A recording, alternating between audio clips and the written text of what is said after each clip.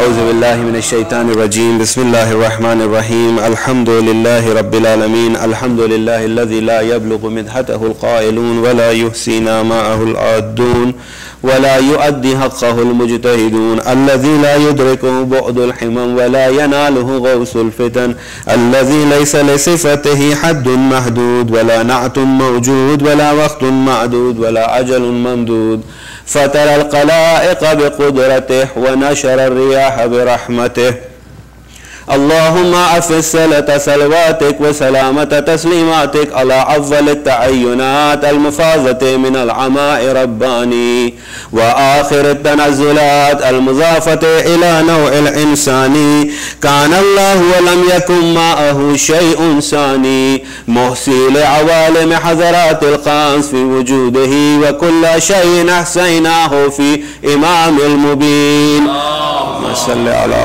محمد وآله الرسول النبي المكي الخرشي المدني التحامي صاحب لواء الحمد ومقام المحمود أبي القاسم محمد الحميد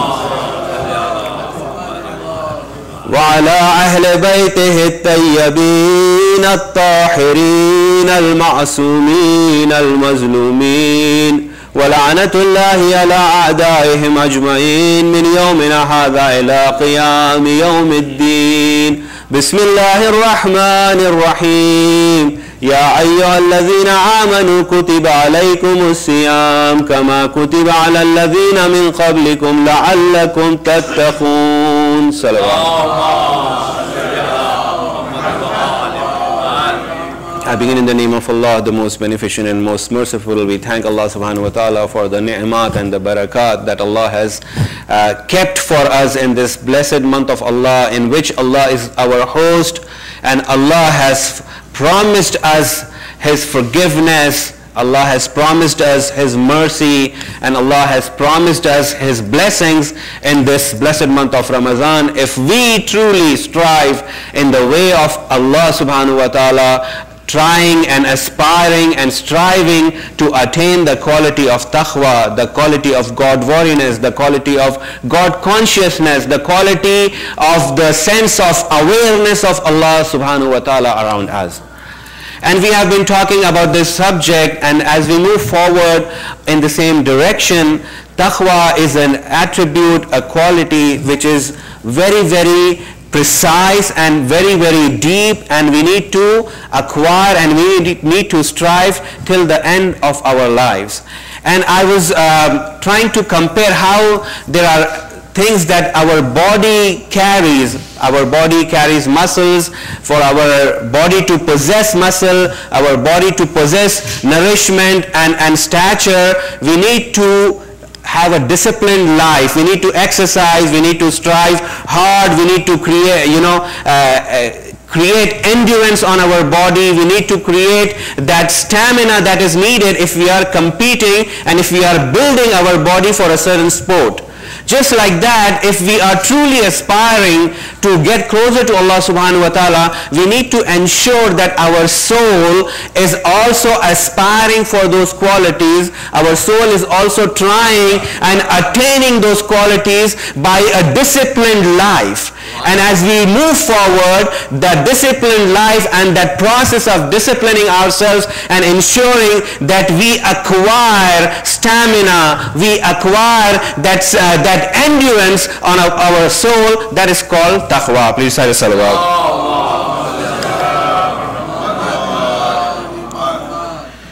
As some Urafa say, taqwa is the quality when all the attributes, when all the good attributes come together in one.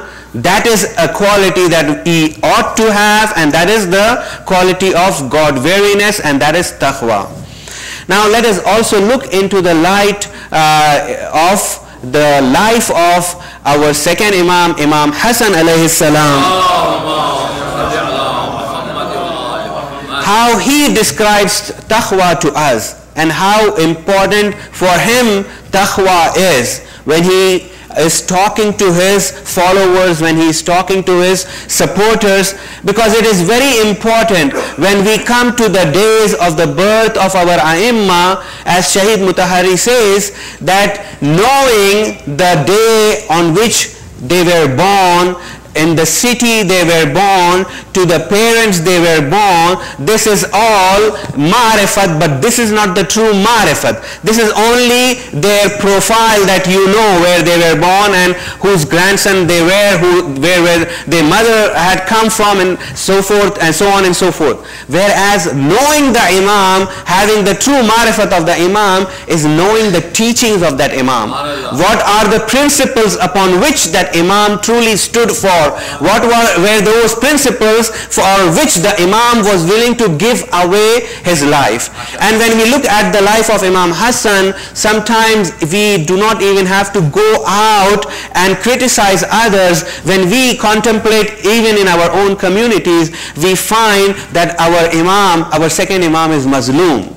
Why? Because in the process of trying to show that Imam Hassan had made a treaty with Bani Umayyah, we undermine the conditions of the treaty, and with the persecution through which the Shias were going through, and the Imam took them out of that persecution, and the Imam ensured that the tashayyu, the teachings of Ahlul Bayt, would remain amongst the followers of Ahlul Bayt alayhi salatu wassalam. He did not cave in, he did not submit himself. He did not submit himself. Yesterday I was quoting the verses of Holy Quran in which Allah subhanahu wa ta'ala was mentioning the traits of muttaqeen, and in that Allah subhanahu wa ta'ala says that even if mushrikeen come to you, and if you have a treaty and a pact with mushrikeen, then as long as, here Allah places a condition, as long as they do not break the treaty and they do not fight a proxy war against you through a third party, then you also uphold the treaty. This is the law that Allah subhanahu wa ta'ala is clearly defining in the verses of Holy Quran, Surah Tawbah, verse 4 and verse 7. Whereas we find that when Imam Hassan made a treaty, this is considered by some ignorant people. They think because Imam Hassan made a treaty with Ibn Abu Sufyan, therefore Ibn Abu Sufyan becomes superior because he submitted. No, no. The Prophet of Allah made treaty with mushrikeen. Does that make the Prophet of Allah submit to the mushrikeen? If that is not the case, then Imam Hassan also never submitted to the authority of Ibn Abu Sufyan.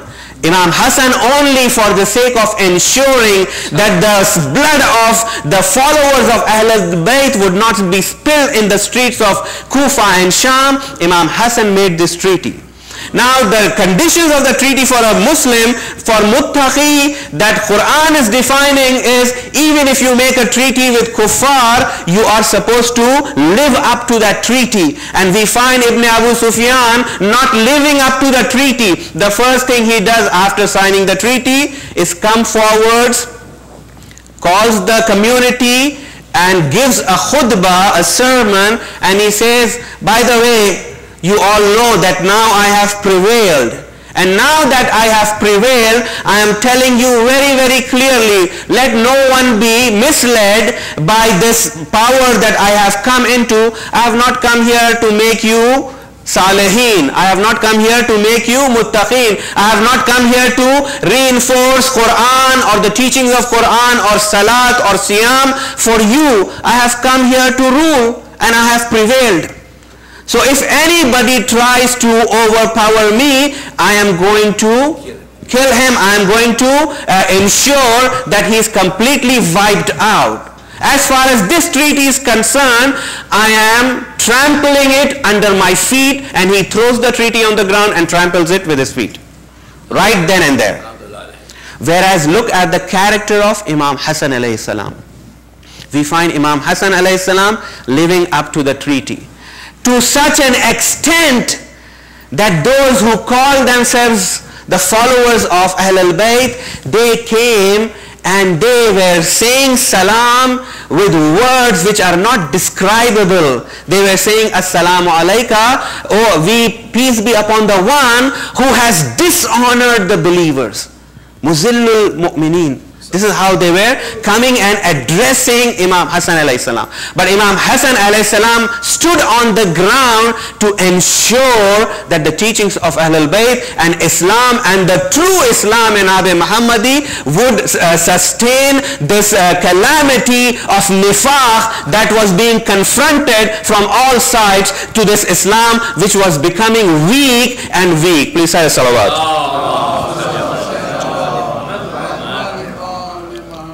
But when it came to the rights of Ahlul Bayt, he did stood the ground. We see there are narrations which talk about it. One narration says that there was this one person who would curse Amirul Mu'mineen. And when he curses Amirul Mu'mineen, Imam Hasan was quoted by one of his companions, O grandson of the Holy Prophet, this person always curses Amirul Mu'mineen. Imam Hasan tells him, next time when you see this person, make sure that you tell me so I can talk to him. And when this person is seen in the bazaar, Imam Hasan gets hold of him when he's told this is the guy who curses Amirul Mu'mineen, and Imam Hasan says, are you the one who curses Amirul Mu'mineen? You curse my father. You know who my father was?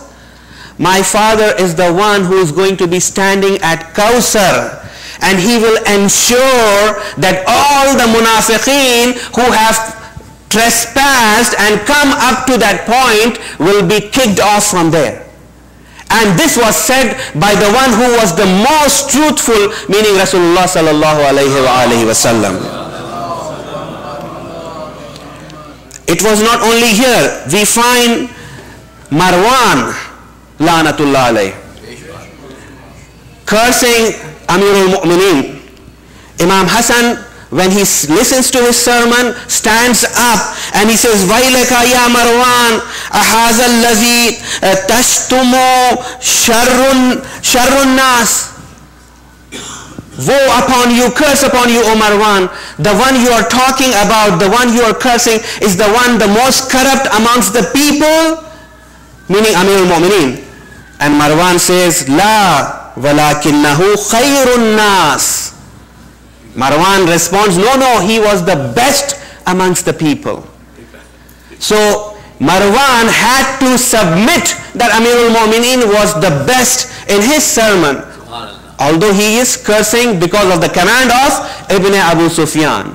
Even in the court of Ibn Abu Sufyan, Imam Hasan ensured that Amirul Mu'mineen would not be cursed. This was part of the treaty that was broken, and Amirul Mu'mineen was cursed for 70 years.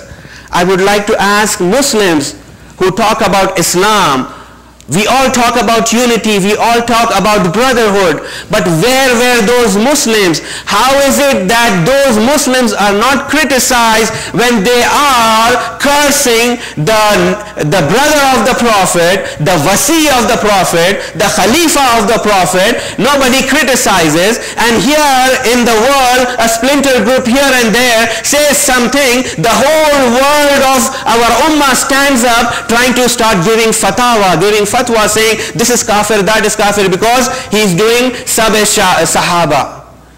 And we find that history is filled with the cursing of Amirul Mu'mineen, and nobody stood. Even now you ask them, brother, this is written in history, you can see this in history, what is your opinion about them? They will say, well, you know, Allah had said their actions are with them, our actions are with us.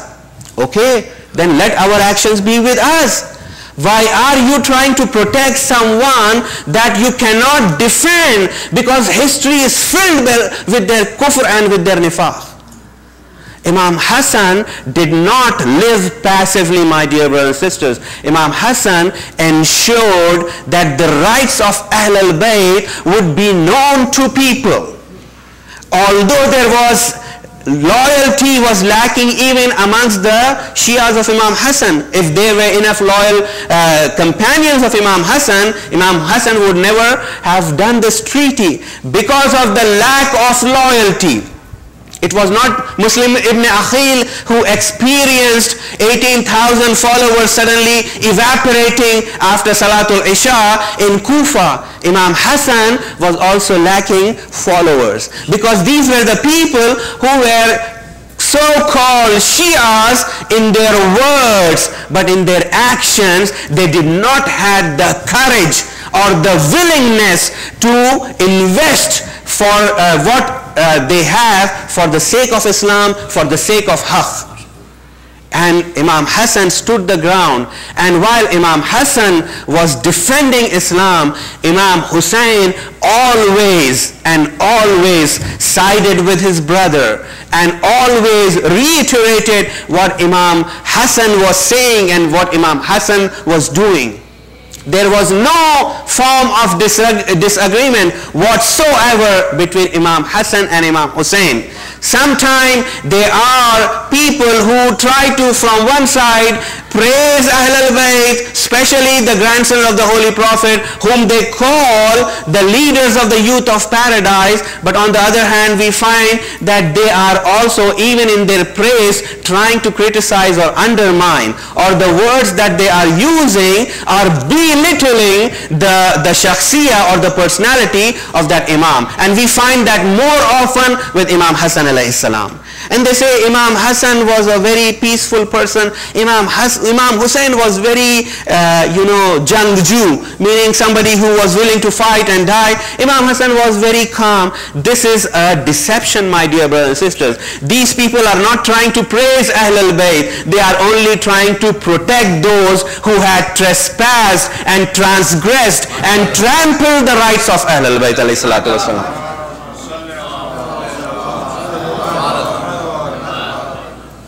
I think we don't have time, so in the interest of time, I will finish here. We ask Allah subhanahu wa ta'ala to inspire us and help us in this blessed month of Ramadan to truly aspire to walk on the footsteps of Ahlul Bayt, especially our second Imam, Imam Hasan alayhi salam. We ask Allah subhanahu wa ta'ala to motivate us and give us that inspiration and that tawfiq that is absolutely necessary, without which we will never ever gather the courage that is needed to be steadfast on the path of Islam. We ask Allah subhanahu wa ta'ala to cure those who are sick in our community. We ask Allah subhanahu wa ta'ala to forgive those who have passed away from our community. We ask Allah subhanahu wa ta'ala to protect the rights and the property and dignity of believers wherever they are. We ask Allah subhanahu wa ta'ala to hasten the reappearance of the Imam of our time and make us such that the Imam of our time would be pleased with us. Please recite Surah Fatiha for the marhumin of all those who are attending tonight's program, and especially for the marhumin of the sponsors of tonight's program. Bismillahir Rahmanir Rahim.